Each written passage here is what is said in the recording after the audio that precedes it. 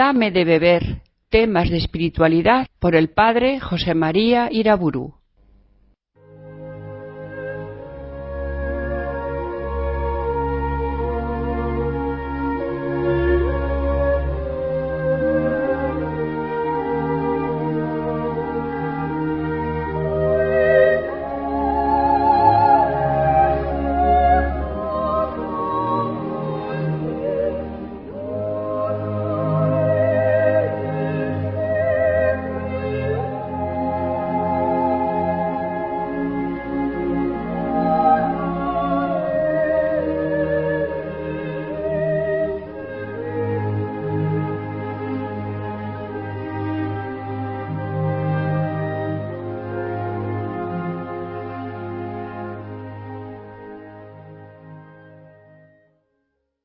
En el nombre del Padre, del Hijo y del Espíritu Santo. Señor, danos tu luz y tu verdad.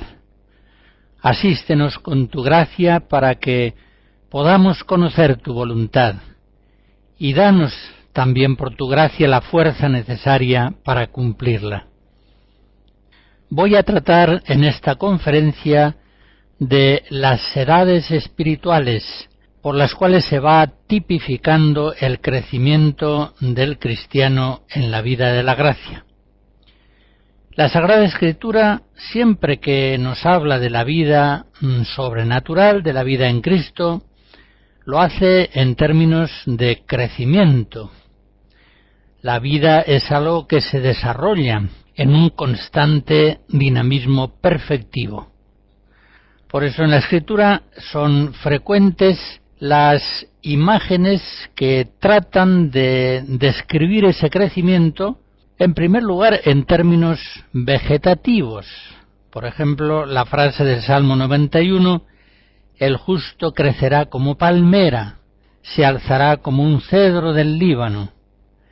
Ya se entiende que el reino de Dios en el corazón del hombre es, en palabras de Cristo, como una semilla que germina y crece sin que él sepa cómo. Marcos 4. Y en ese mismo lugar explicita más ese crecimiento diciendo primero hierba, luego espiga, enseguida trigo que llena la espiga. Y en la madurez, ya cuando llega la hora de la muerte, cuando el fruto está maduro, sigue diciendo Jesús, se mete la hoz porque la mies está ya en sazón. Igualmente, la vida cristiana es un paso constante de lo imperfecto a lo perfecto. Es un crecimiento en la perfección. Sed perfectos, como vuestro Padre Celestial es perfecto. Es pues un avance, es una carrera sin pausa hacia la perfección evangélica. Así lo expresa San Pablo en Filipenses 3. Por tanto, todos los fieles cristianos, también por supuesto los laicos, han de ir adelantando en la vida espiritual, en la vida en el Espíritu Santo, hasta llegar a ser perfectos en Cristo. Colosenses 1. Pero además de estas imágenes vegetativas o conceptuales por las cuales se expresa el crecimiento del cristiano en la vida de la gracia, hay que decir que la más perfecta imagen bíblica del crecimiento en Cristo se da en las edades espirituales del hombre. Efectivamente, algunos cristianos, como dice San Pablo en 1 Corintios 3, son todavía como niños en Cristo. Piensan, hablan y razonan en las cosas de la fe como niños, aunque por supuesto a lo mejor tienen 60 años y han de ser alimentados con leche espiritual porque todavía no están en condiciones de recibir alimento sólido. El manjar sólido, se dice en la carta a los Hebreos 5, es para los perfectos, los que en virtud del hábito tienen sus facultades ejercitadas para el discernimiento del bien y del mal, día crisis. En los que todavía son como niños, falta este discernimiento. Y por eso, en palabras de San Pablo, Efesios 4, fluctúan todavía y se dejan llevar de todo viento de doctrina para el engaño de los hombres. Esto muestra cómo necesitan crecer como varones perfectos a la medida de la plenitud de Cristo. Por tanto, los cristianos, con la oración y el esfuerzo ascético, nos hemos de ir configurando a Jesucristo a medida que obra en nosotros el Espíritu del Señor. 2 Corintios 3. En todo esto que voy diciendo hay una verdad fundamental que está en la base. La llamada de los cristianos a la perfección, a la santidad. Sed perfectos, como vuestro Padre Celestial es perfecto. Mateo 5. El Padre Celestial, dice San Pablo, nos ha predestinado a ser conformes con la imagen de su Hijo, para que éste venga a ser primogénito entre muchos hermanos. Romanos 8. No quiere, evidentemente, nuestro Padre Celestial tener unos hijos que inicien su desarrollo en la vida de la gracia y que luego se queden en un infantilismo crónico, en la mediocridad de una vida espiritual siempre limitada, siempre imperfecta e incipiente. Por el contrario, quiere nuestro Padre Celestial que todos, bajo la acción de su Espíritu Santo, vayamos creciendo como varones perfectos en la medida de la plenitud de Cristo, y que ya no seamos como niños. Efesios 4, hace un momento lo citaba. Para eso Cristo se hizo hombre, para eso murió por nosotros, para eso resucitó y ascendió a los cielos y nos comunicó el Espíritu Santo, para que tuviésemos vida, vida sobreabundante. Juan 10. Y no para que languideciéramos indefinidamente en una vida espiritual débil, sin apenas crecimientos. Por tanto, purifiquémonos de toda mancha de nuestra carne y nuestro espíritu, realizando el ideal de la santidad en el respeto de Dios. 2 Corintios 7. Nos dice San Lucas en el Evangelio, en el capítulo 2, que Jesús crecía en sabiduría y edad y gracia ante Dios y ante los hombres. Y nosotros, sus discípulos, los miembros de su cuerpo místico, también hemos de ir creciendo día a día en sabiduría y edad y gracia ante Dios y ante los hombres. Escucharemos algunos cantos religiosos compuestos hacia 1600 por Tomás Luis de Victoria. Son cantados por un contratenor.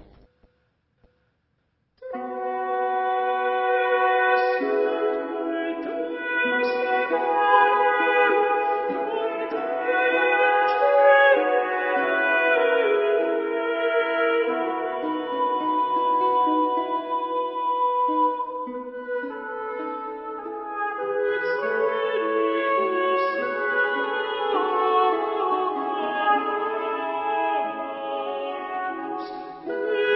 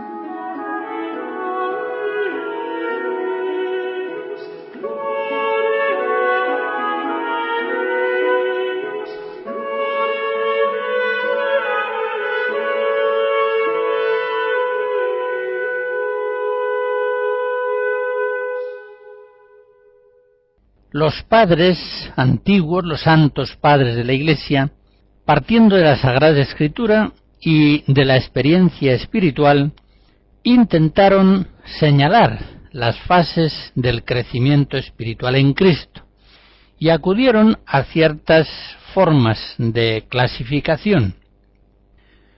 Una de ellas la encontramos en la enumeración de una cadena de virtudes. En la segunda carta de San Pedro, por ejemplo, en el capítulo 1, se nos dice: habéis de poner todo empeño para mostrar en vuestra fe virtud, en la virtud ciencia, en la ciencia templanza, en la templanza paciencia, en la paciencia piedad, en la piedad fraternidad, y en la fraternidad caridad. Si estas virtudes tenéis y en ellas abundáis, no os dejarán ociosos ni estériles en el conocimiento de nuestro Señor Jesucristo. Ven ahí como una cadena de virtudes en la que unos eslabones conducen a otros cada vez más perfectos. El primer eslabón que ha mencionado San Pedro es la fe, y el último la caridad, donde se consuma la perfección del crecimiento espiritual. Hemos de reconocer que para explicar las edades espirituales este sistema de cadena de virtudes es un tanto confuso, impreciso. Y por otra parte, en estas cadenas de virtudes se dan, según los autores, no pocas variantes. Sin embargo, trazan un itinerario verdadero en la vida del espíritu, según el cual el cristiano va pasando del temor al amor, del ejercicio de las virtudes a la contemplación de Dios, de la inquietud de corazón a la perfecta paz espiritual. Otro esquema para explicar el crecimiento espiritual, de forma trifásica, es ya más perfecto. Los padres antiguos hablan de temor, esperanza y caridad. Efectivamente, en el comienzo de la vida espiritual, el temor tiene una fuerza predominante, mientras que cuando ya el cristiano va creciendo en la gracia, va elevando su corazón por la esperanza, por un deseo confiado de llegar a poseer a Dios y de crecer en sus dones de gracia. Y es finalmente la caridad la que culmina este desarrollo espiritual. En este sentido, San Juan Apóstol, en su primera carta, capítulo 4, nos dice que la caridad perfecta echa fuera el temor, porque el que teme todavía, no es perfecto en la caridad.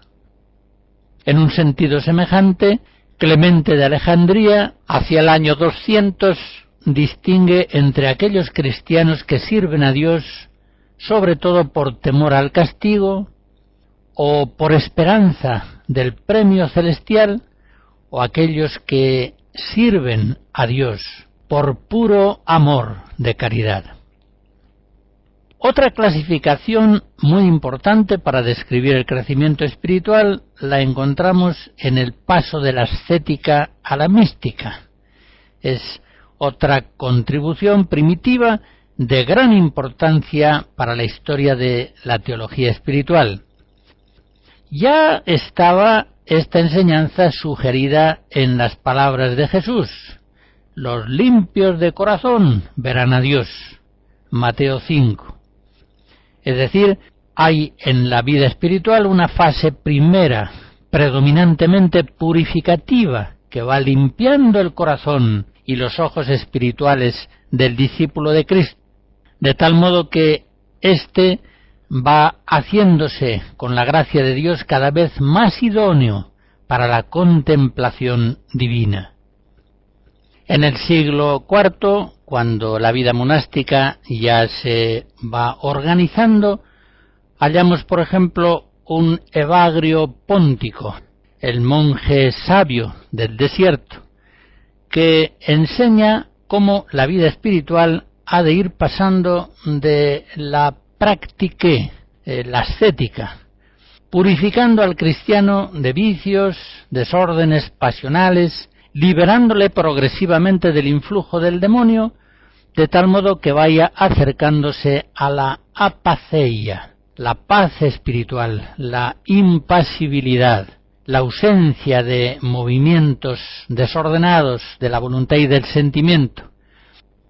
Y enseña también cómo esta apaceia va abriendo el alma a la contemplación, que él llama gnosis o teoría. Ya vemos pues cómo el ascetismo se coloca sobre todo como esfuerzo humano realizado en colaboración con la gracia de Dios bajo su influjo y que va llevando hacia una vida mística en la cual la gracia de Dios de tal modo se va apoderando de el hombre entero en todos los niveles de su personalidad, que es ya el Espíritu Santo el que, habiendo apaciguado el corazón del hombre, habiendo ordenado perfectamente todos los movimientos de sus potencias y sentidos, lo hace capaz de la contemplación y de la perfecta unión con Dios.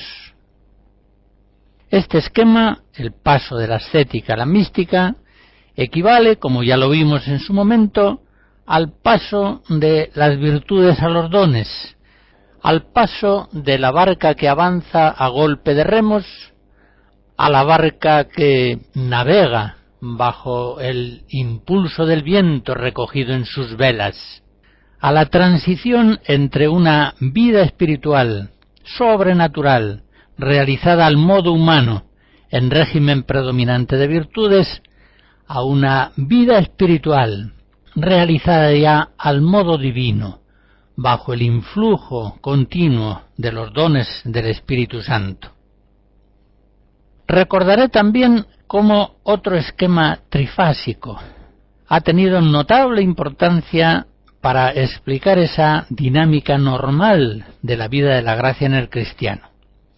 Se trata del esquema de las tres vías, aunque la expresión tres vías se presta a equívocos, ya que en realidad es una sola vía en tres fases sucesivas, las tres fases del crecimiento espiritual. Lo primero que necesita el cristiano es una fase de purificación o catarsis, que le permita ir creciendo luego en la iluminación. Los padres griegos llaman fotismos, una iluminación que le conducirá a la perfecta unión con Dios, enosis, teleiosis. Son las clásicas tres vías de la doctrina espiritual ascética mística que encontraremos desarrolladas, por ejemplo, en la obra de San Buenaventura acerca de las tres vías.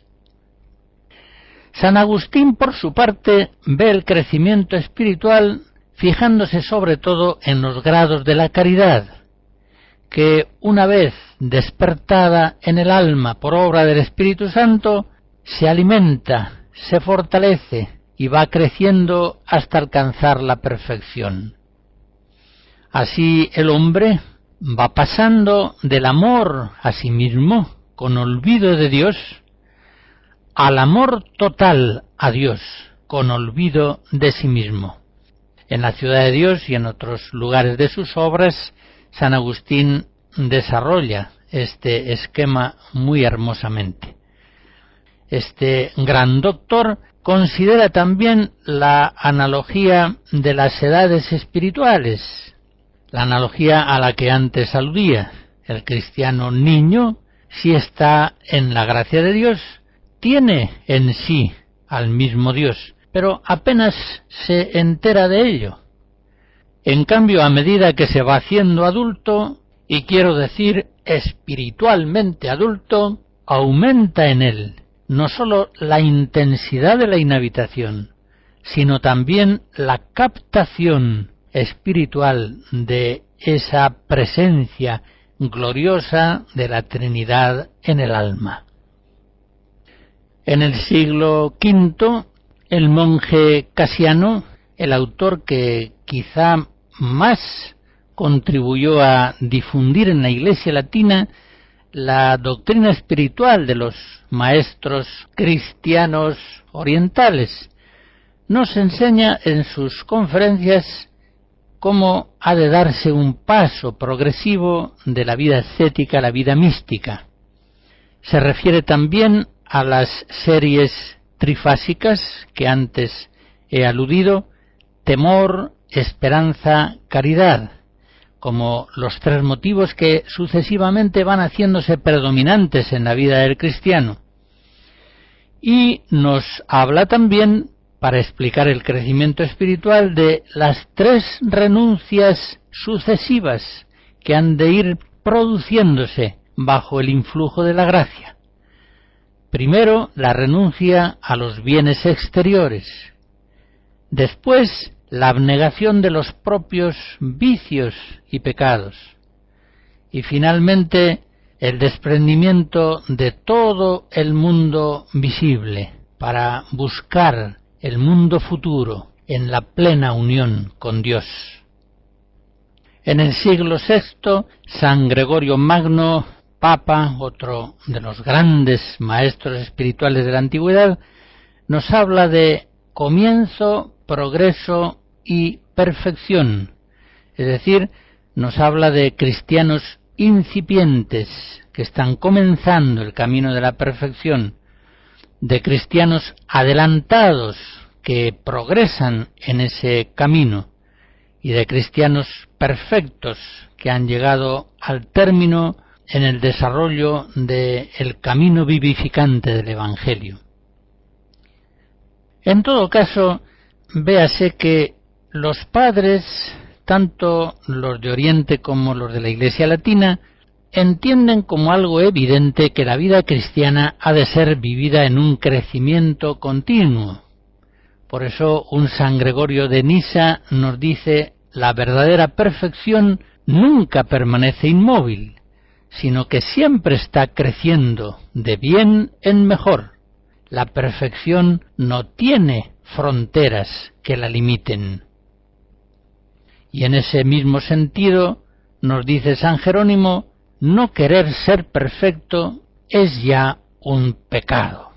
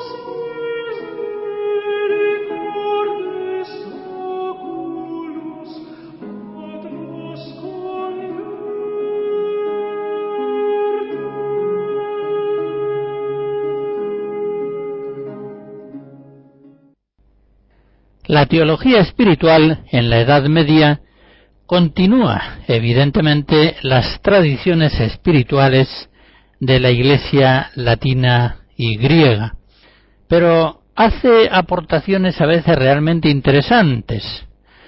Recuerdo en primer lugar la enseñanza de Guillermo de San Teodorico. que se apoya en algunos términos empleados por el apóstol San Pablo, y así Guillermo habla de hombres animales, racionales y espirituales. Para Guillermo de San Teodorico son cristianos todavía animales, aquellos que no se rigen por la fe, pero ni siquiera por la razón, sino que están todavía abandonados a los impulsos de sus sentimientos, de sus gustos, de sus caprichos. Viven, pues, aunque resulte un poco duro decirlo, de un modo bastante semejante a los animales. En segundo lugar, los hombres racionales van ordenando su vida a la luz de la razón, aunque sea de un modo imperfecto. Viven, pues, de un modo que podíamos llamar razonable. Y finalmente, son hombres espirituales, aquellos que, habiendo salido de una vida animal, de una vida meramente racional, piensan, quieren, actúan bajo el influjo del Espíritu Santo. Por eso son llamados espirituales, porque el Espíritu Santo es ya la luz y la moción que continuamente dirige sus vidas. Otro de los grandes maestros espirituales de la Edad Media es San Buenaventura, franciscano, que sobre todo en la obra suya de Triplici Via, acerca de las 3 vías, explica el crecimiento espiritual del cristiano, que se inicia en una primera vía purificativa por la que se va alejando del pecado y se va acercando a la vida de la gracia y de la verdad. En una segunda fase, que llama él, según ya tradición antigua, vía iluminativa, se va enamorando de Dios, de las verdades por él reveladas. Y en tercer lugar, donde se da ya la perfección, la vía unitiva, en la que el cristiano es inmediatamente iluminado por Dios en una contemplación infusa y transformante. Finalmente, entre los grandes maestros medievales recordaré a Santo Tomás de Aquino, que una vez más es el que logra la más perfecta síntesis doctrinal. Él combina varias de las perspectivas ya aludidas. En la Suma Teológica, en la Secunda Secunde, cuestión 24, habla de las 3 vías, habla también de las 3 edades espirituales y se refiere también a los grados de la caridad, combinando unos y otros esquemas en una unidad muy perfecta y armoniosa. Acerca de las 3 edades espirituales, nos dice en la Suma Teológica que el crecimiento espiritual de la caridad puede considerarse como algo semejante al desarrollo corporal del hombre. En este, aunque pueden distinguirse muchas fases, hay sin embargo algunas distinciones determinadas que pueden establecerse según determinadas acciones o dedicaciones en las que el hombre se va ocupando según su crecimiento. Y así se dice infantil la edad que es anterior al uso de la razón. Se distingue después otro estado del hombre cuando ya comienza a hablar y a tener uso de razón. Más tarde tenemos un tercer grado, el de la pubertad, cuando comienza en la persona el poder de generación. Y así se llega hasta la condición adulta y perfecta del hombre. En este texto de Santo Tomás se ve como las edades que tipifican el crecimiento del hombre son la analogía fundamental para describirnos el crecimiento espiritual del cristiano. Pero el mismo Santo Tomás nos explica ese crecimiento en otras ocasiones según los grados de la caridad. Dice así: También los diversos grados de la caridad se distinguen según las diversas ocupaciones a las que el hombre se va dedicando según el crecimiento del amor. En el primer grado, nos está hablando Santo Tomás de la vía purificativa, la dedicación principal del hombre es apartarse del pecado y resistir sus concupiscencias, que se mueven en contra de la caridad. Y esto corresponde a los principiantes. El amor a Dios de estos principiantes, añado yo, ha de ocuparse pues principalmente en no ofender al Señor, en no pecar. En el segundo grado sigue enseñando Santo Tomás y se está refiriendo ya a la vía iluminativa. El hombre intenta principalmente ir adelantando en el bien, y esto pertenece a los adelantados, que procuran sobre todo fortalecer y crecer en la caridad. El tercer grado, estamos ya en la vía unitiva, se caracteriza porque en él la dedicación principal del hombre es unirse con Dios y gozar de Él, y esto es algo ya que pertenece a los perfectos. En estos textos de Santo Tomás de Aquino vemos cómo combina hábilmente diferentes esquemas que refieren el crecimiento espiritual a las tres fases, las tres vías, las tres edades espirituales, los grados de la caridad y las fases de principiante, adelantado y perfecto. Pero encontramos en Santo Tomás otra explicación del crecimiento espiritual que resulta muy iluminadora. Alude Santo Tomás a esa ley metafísica por la cual en todo movimiento hay tres fases, de inicio, de adelanto y de término. Lo dice así: sucede aquí como en el movimiento físico. Lo primero de todo es salir del término de origen, el término aquo. Lo segundo es acercarse al otro término, el término ad quem. Y lo tercero es llegar y descansar en el término pretendido. Y sigue diciendo: toda dedicación del hombre tiene un principio, un medio y un término.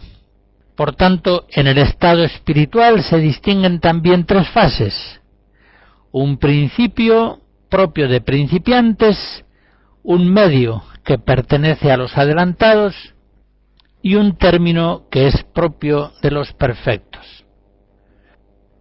Esta enseñanza de Santo Tomás la podemos poner en relación perfectamente con el éxodo de la Sagrada Escritura.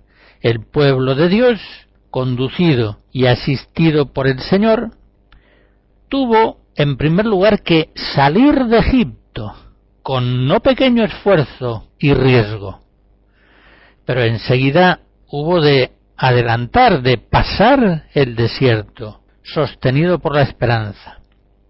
Y es así como el pueblo de Dios llegó finalmente a la tierra prometida, donde descansó.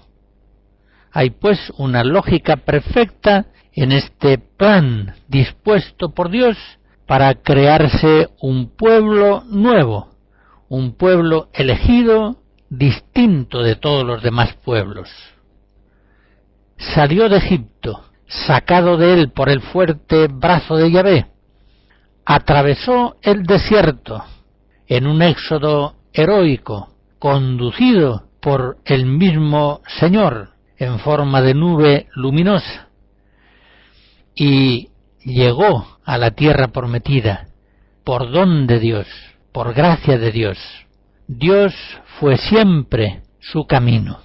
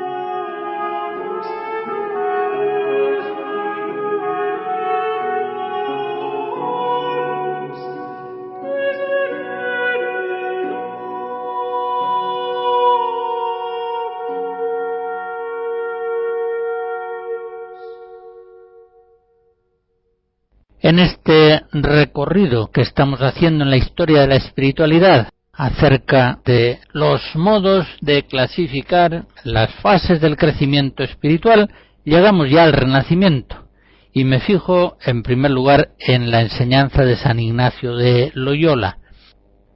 La encontramos expuesta en sus ejercicios espirituales, a partir del número 164. Ahí nos habla San Ignacio de 3 maneras de humildad. Dice así: la primera manera de humildad es necesaria para la salvación eterna.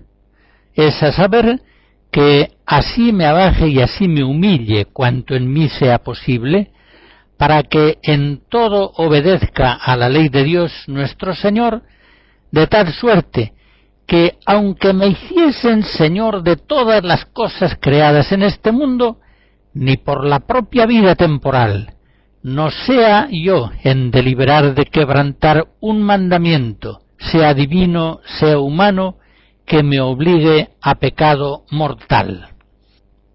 Así describe en una primera actitud espiritual del cristiano incipiente. Es aquel que está dispuesto a todo con tal de no caer en pecado mortal.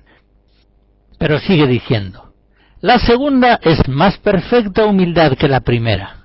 Es a saber, si yo me hallo en tal punto que no quiero ni me afecto más a tener riqueza que pobreza, a querer honor que deshonor, a desear vida larga que corta, siendo igual servicio de Dios nuestro Señor y salvación de mi alma. Y con esto, que por todo lo creado, ni porque la vida me quitasen, no sea yo en deliberar de hacer un pecado venial.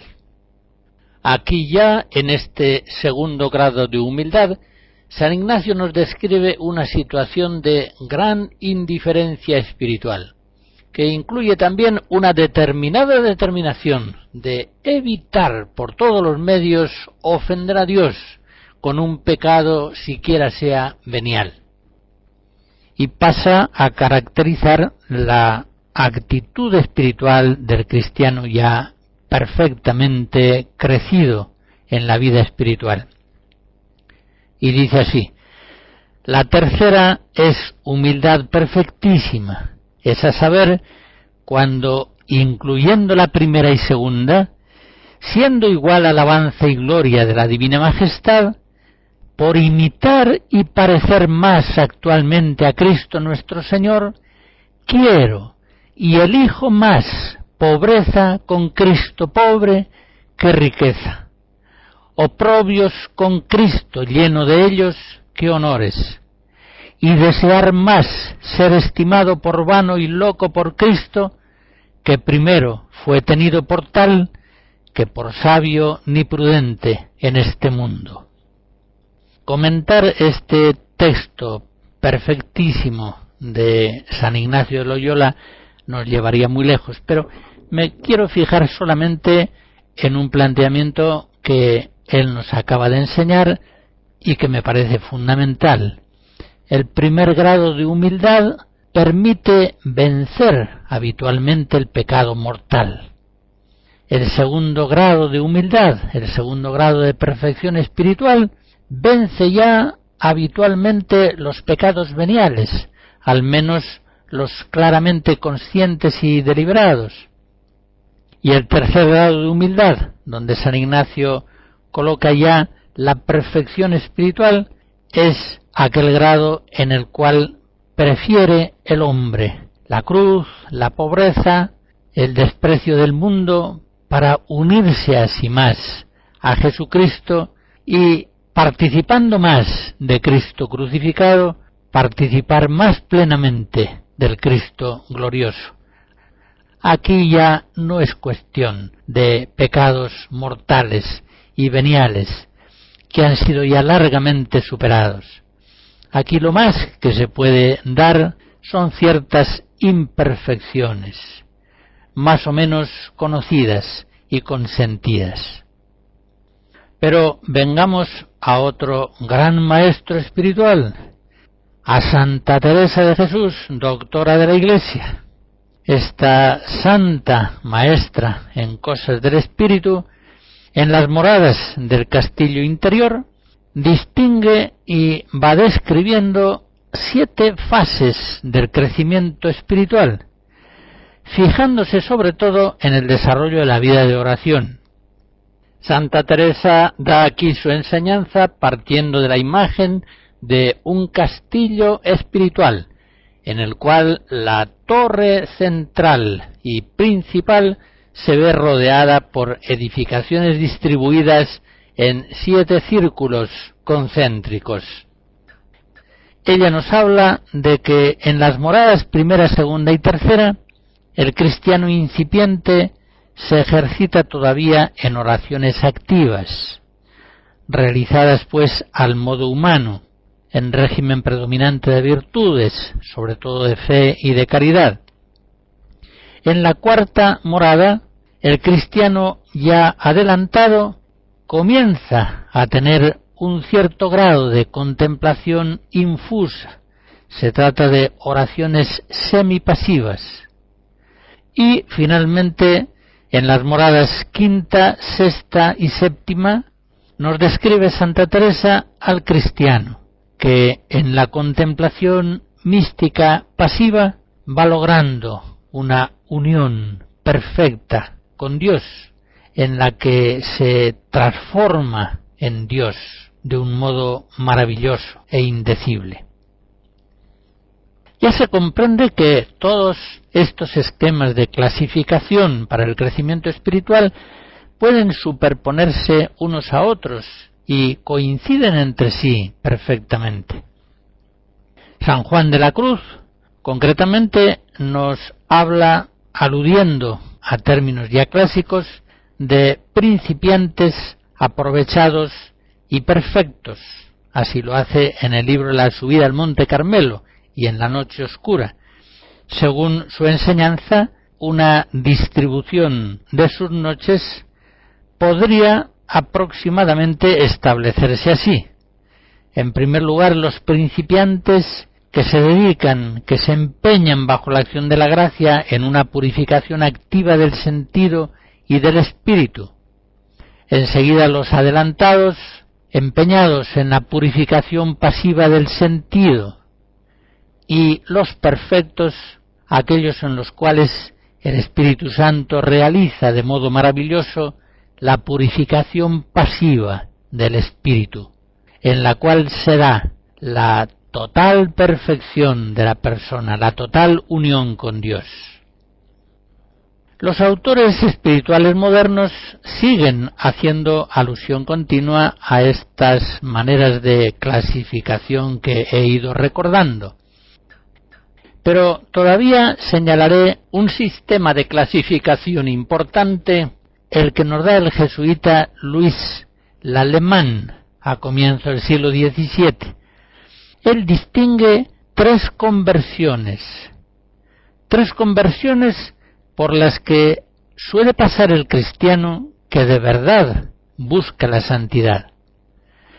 La primera conversión, que es común, se produce cuando pasa de la vida del pecado a la vida de la gracia. Se establece ya habitualmente en la gracia de Dios. La segunda conversión implica una vuelta a la gracia perdida por los pecados, un arraigo en la vida de la gracia fuerte y en cierta medida invulnerable. Y la tercera conversión corresponde a aquellos que ya se entregan totalmente a Dios. En el siglo XX, un gran autor, Garrigou-Lagrange, dominico, adoptó al comienzo la clasificación del alemán, de tal modo que en 1933 se escribió una obra titulada Las 3 conversiones y las 3 vías. Pero este gran maestro, Garrigou-Lagrange, pasó pronto al esquema tomista de las edades espirituales, consideradas según los grados de la caridad, y escribió esa obra muy famosa que ha tenido muchas ediciones, las tres edades de la vida interior. El original de esta obra data de 1938 y actualmente sigue teniendo ediciones, felizmente.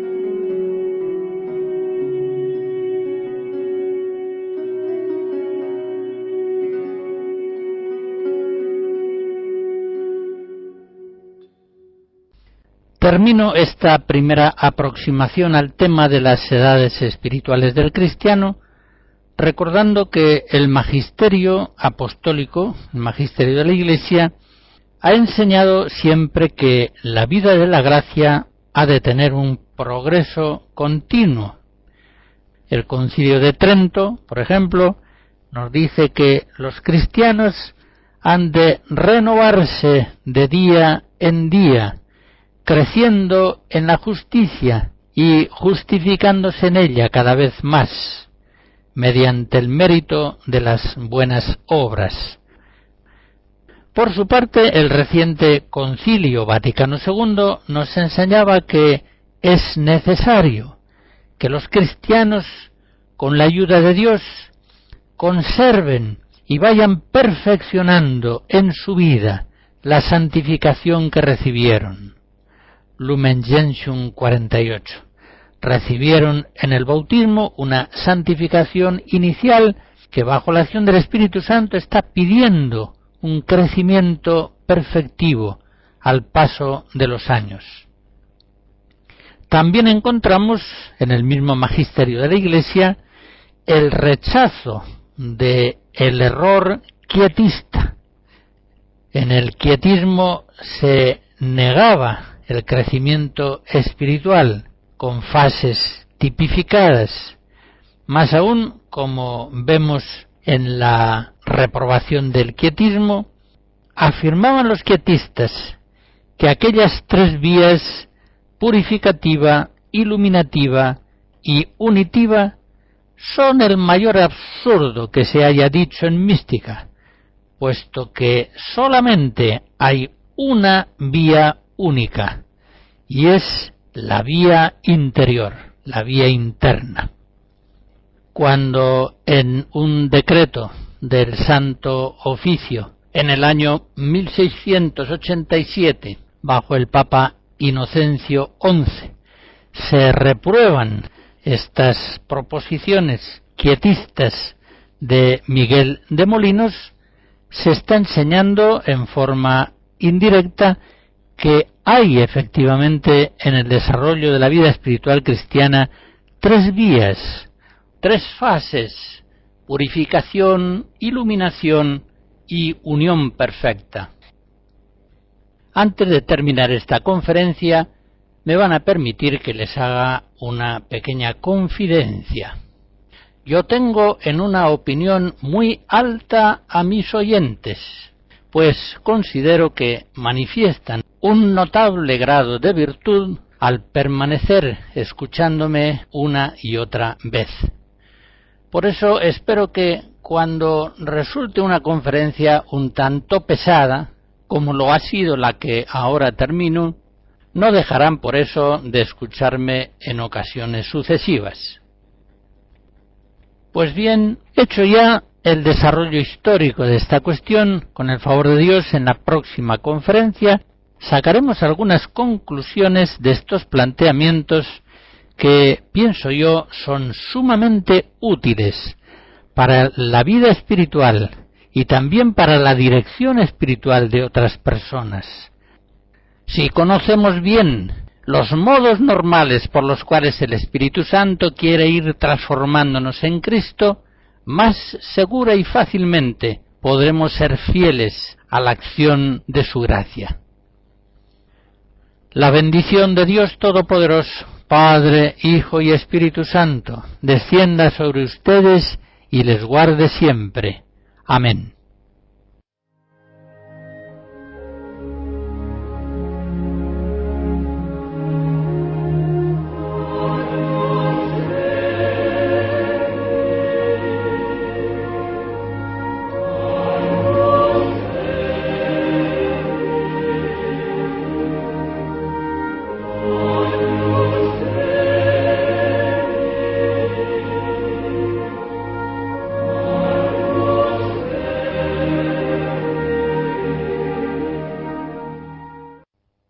Hemos escuchado Dame de beber, temas de espiritualidad por el padre José María Iraburu.